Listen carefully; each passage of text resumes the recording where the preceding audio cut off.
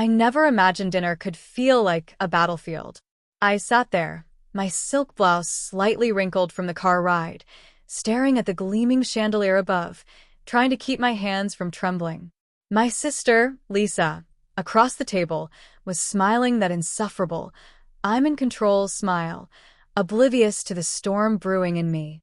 The mashed potatoes sat untouched on my plate, and I could hear the soft tick of the antique clock on the wall.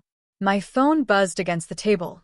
Another reminder of the world outside this suffocating house, my life I'd built quietly, far from their scrutiny. I didn't need to check it.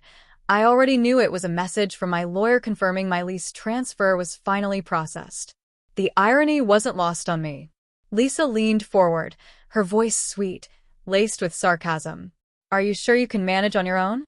You've never had to. I smiled, a small, controlled smile. Inside, a storm of hurt, pride, and disbelief raged. I had been composed my entire life, masking the insecurities that came from being underestimated. But tonight, her smugness pierced deeper than I thought possible. I took a deep breath, feeling the soft silk under my fingers, grounding myself. This house had been my childhood, my cage, and now it was the stage for a truth she wasn't ready to face. Little did she know, by the time the sun rose, everything she thought she owned about me would be turned upside down. It all started years ago, back when I was 24 and still naive enough to believe family loyalty meant unconditional love. Living under Lisa's roof felt like walking a tightrope. Every word, every action had to be measured. One wrong glance, a slightly louder laugh, and she would pounce with that familiar smirk, twisting my insecurities into a performance of humiliation. I remember the night it escalated. The dinner table was set like a scene from a magazine, silverware gleaming, candles flickering. But the warmth ended there.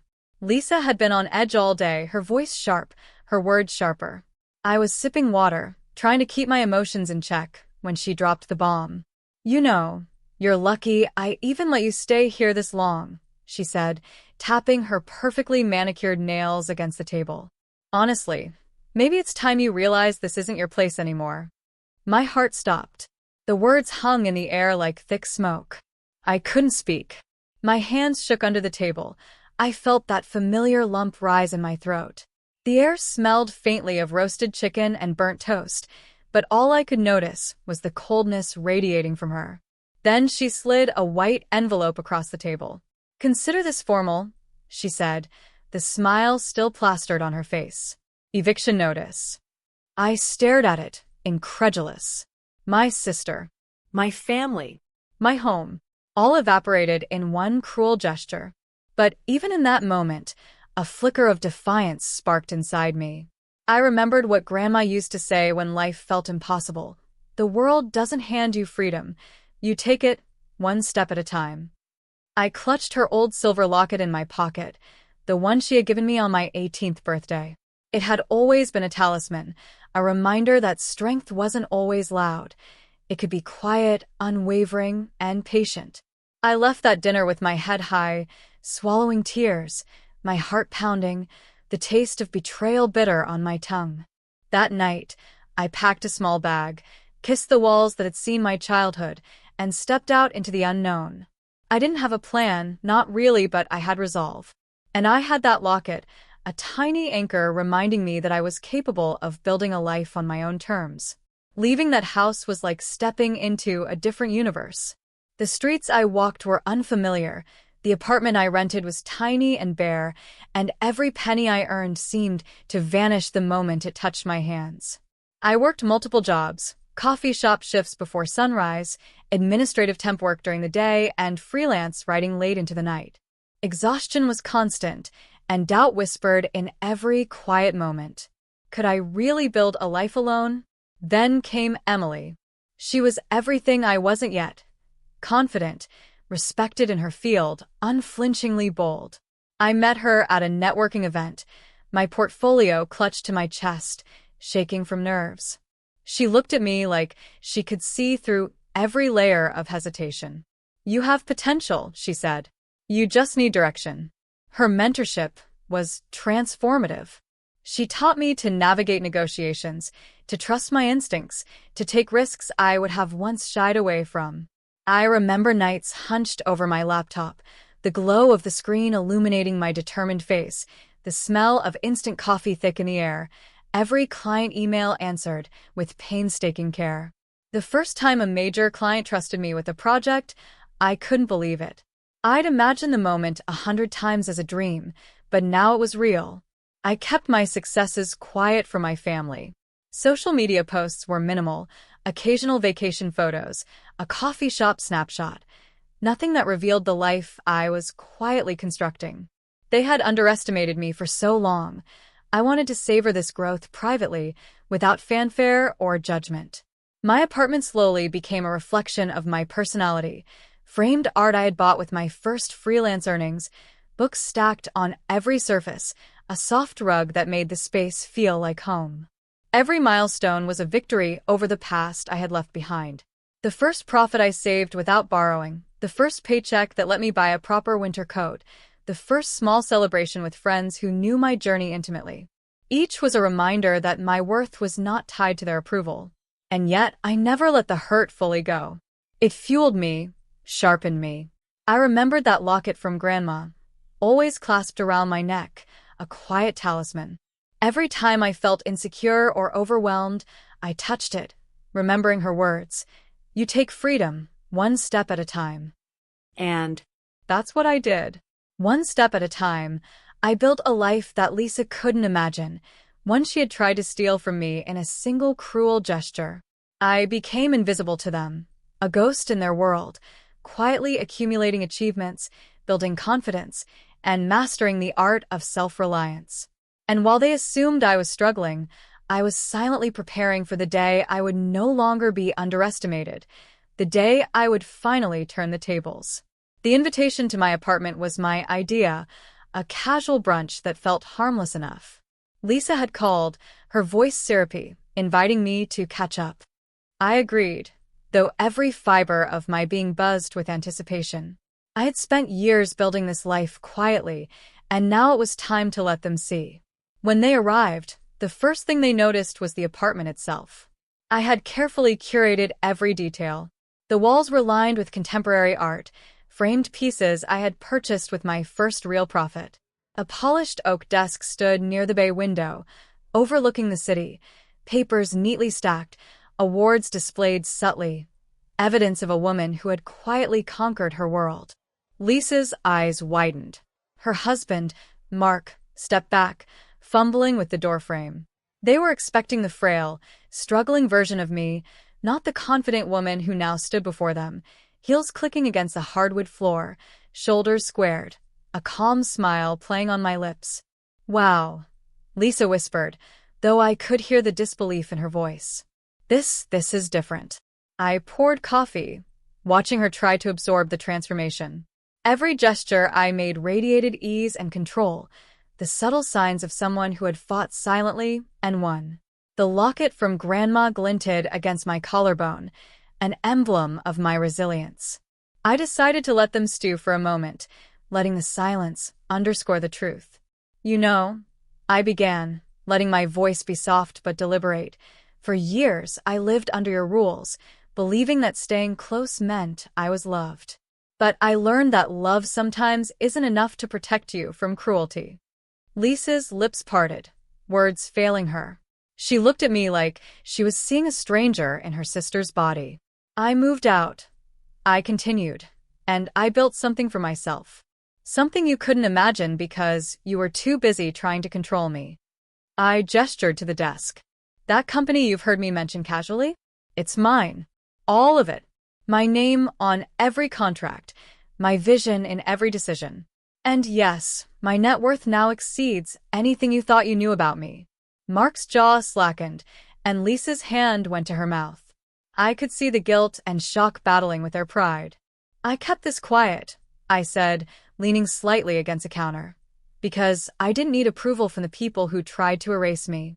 But now, you can see exactly what it means to underestimate me." Their eyes darted around the room, noticing subtle but significant details, a framed article featuring my achievements, a sleek tablet with a presentation paused on my most recent project, certificates tucked neatly in a corner. Every piece a testament to years of hidden labor, of silent resilience. I could feel the shift in power, the balance tilting unmistakably. This wasn't about revenge. It was about truth, about showing them that the person they thought they had the power to diminish was fully, unapologetically alive. For the first time in a long while, I saw Lisa falter, her confidence cracking. She had evicted me once, believing she could control my life, but now the reality was undeniable. The woman she had tried to discard had not just survived, she had flourished. The room was thick with tension, and I could feel the power shift like a tangible force. For years, I had been the one underestimated, overlooked, and dismissed. Now I was the one holding the narrative, and I intended to do it with clarity and purpose. "I'm not here to punish you," I said, letting my voice remain calm but firm.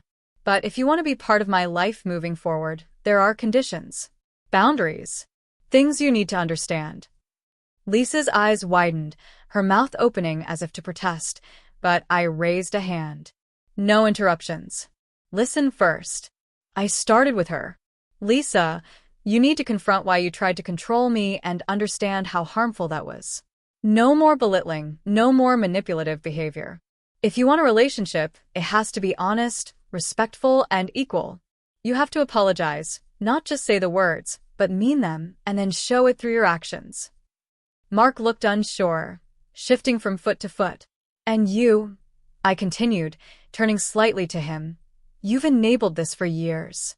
You can't just sit quietly while someone's spirit is crushed.